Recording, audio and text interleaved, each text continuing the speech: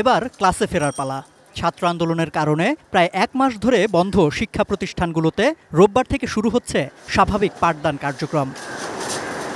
তবে প্রথম দিন থেকেই বিশ্ববিদ্যালয়গুলোতে স্বাভাবিক পাঠদান কার্যক্রম চালু করা নিয়ে জটিলতা দেখা দিয়েছে।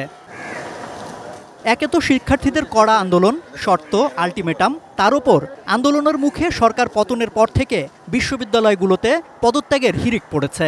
এখন পর্যন্ত ১৯ জন উপাচার্য, ১১ জন সহ উপাচার্য এবং ৫ জন কোষাধ্যক্ষ পদত্যাগ করেছেন। এ তালিকা আরও লম্বা হতে পারে বলে ধারণা করা হচ্ছে। এ অবস্থায় শিক্ষার্থীদের আস্থা ফিরিয়ে ক্লাসমুখী করে উপস্থিতি বাড়ানো এবং প্রশাসনিক কার্যক্রম চালিয়ে নেওয়াটাই বড় চ্যালেঞ্জ। সেক্ষেত্রে বিশ্ববিদ্যালয়গুলো খুললেও প্রথম দিন থেকেই ক্লাস পরীক্ষা অন্তত শুরু হচ্ছে না।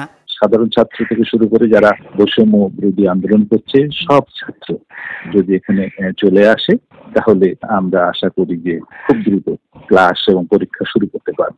প্রতিষ্ঠানের কর্ণধার না থাকলে তো প্রতিষ্ঠান কখনো তো আমরা তো ভাইস চ্যান্সেলরের ডেপুটি, আমরা তাকে সহায়তা করব, তার যে ভিশনগুলো আছে সেগুলোকে আমরা ইমপ্লিমেন্ট করব।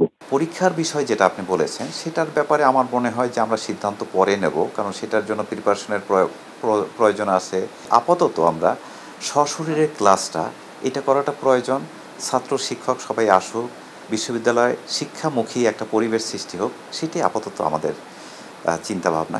সেশন জট এড়াতে শিক্ষার্থীরাও ফিরতে চান ক্লাসে। তবে ছাত্র রাজনীতি মুক্ত ক্যাম্পাস সহ শিক্ষার্থীদের দেয়া শর্তগুলো পূরণের নিশ্চয়তাও চান তারা। এতদিনে ফাইনাল পরীক্ষা হয়ে আমরা কিন্তু থার্ড সেমিস্টার সেকেন্ড ইয়ারে উঠে যাওয়ার কথা, আমরা কিন্তু এদিক দিয়ে অনেকটা পিছিয়ে পড়েছি। অনার্স কমপ্লিট হচ্ছে না, কিন্তু আবার কোনো চাকরিতে আবেদনও করতে পারছে না। তো আমরা চাচ্ছি যে যত দ্রুত সম্ভব আপনার ক্লাসে ফেরা হোক। যদি লেট হয় তাহলে আমাদের সামনে সেশন জটে পড়ে যাওয়ার সম্ভাবনা থেকে যায়। সুতরাং আমরা চাচ্ছি স্মুথলি যাতে একাডেমিক কার্যক্রমটা চলে এবং একটা পলিটিক্স ফ্রি সুস্থ এনভায়রনমেন্ট থাকে এখানে।